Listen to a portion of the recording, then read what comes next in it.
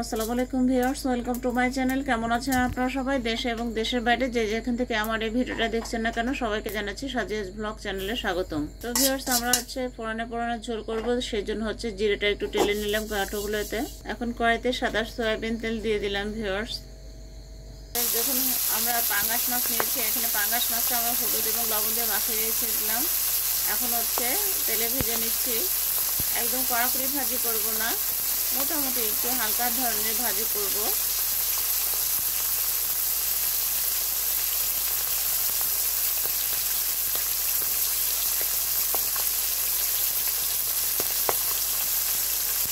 আমাদের মাছ ভাজাগুলো হয়ে গেছে, এখন তুলে রাখতেছি ভিউয়ার্স। এখন মাছগুলো তুলে রেখে এখন ফোড়নে নিচ্ছি।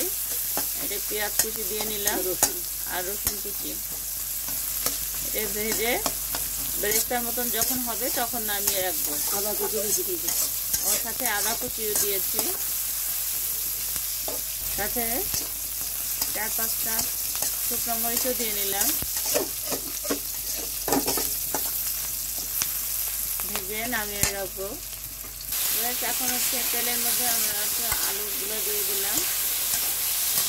এবার একটু নাড়াচাড়া করে নিচ্ছি ভালোভাবে। দেখুন, সাথে একটা পেঁয়াজ দিয়েছি, আস্ত পেঁয়াজ ছুলে, যাতে আলুটা দ্রুত সিদ্ধ হয়ে যায়। তো হলুদ গুঁড়ো দিয়ে দিলাম, লবণও দিয়ে দিচ্ছি।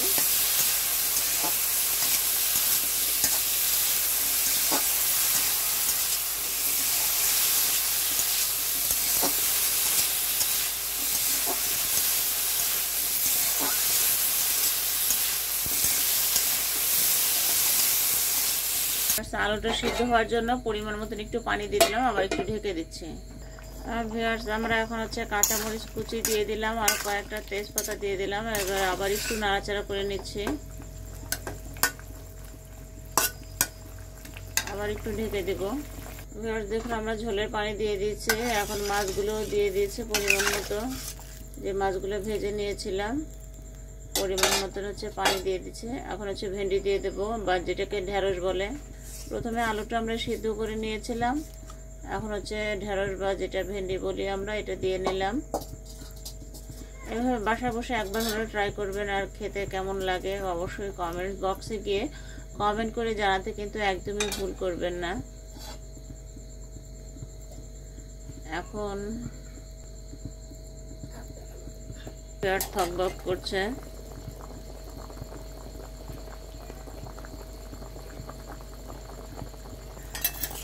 এখন সমস্ত বাটা মশলাগুলো দিয়ে দিলাম, যে ফোড়ানোর সাথে যে পেঁয়াজ, আদা, রসুন, শুকনো মরিচ, জিরা একসাথে ভেজে টেলে রেখেছিলাম যেটা, সেগুলো একসাথে বেটে দিলাম।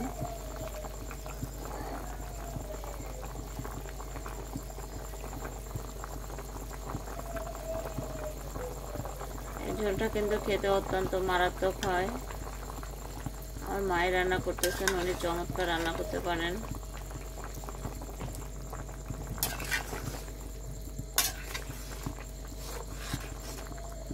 আল্লাহ ওনাকে দীর্ঘজীবী দান করুক, এভাবে সুন্দর সুন্দর রান্না করুক, আপনাদের সাথে সেটা আমি শেয়ার করতে পারি। আল্লাহ যেন সেইটুকু দান করুক, আমিন। আমার মা যেন হাতটা সুস্থ থাকেন।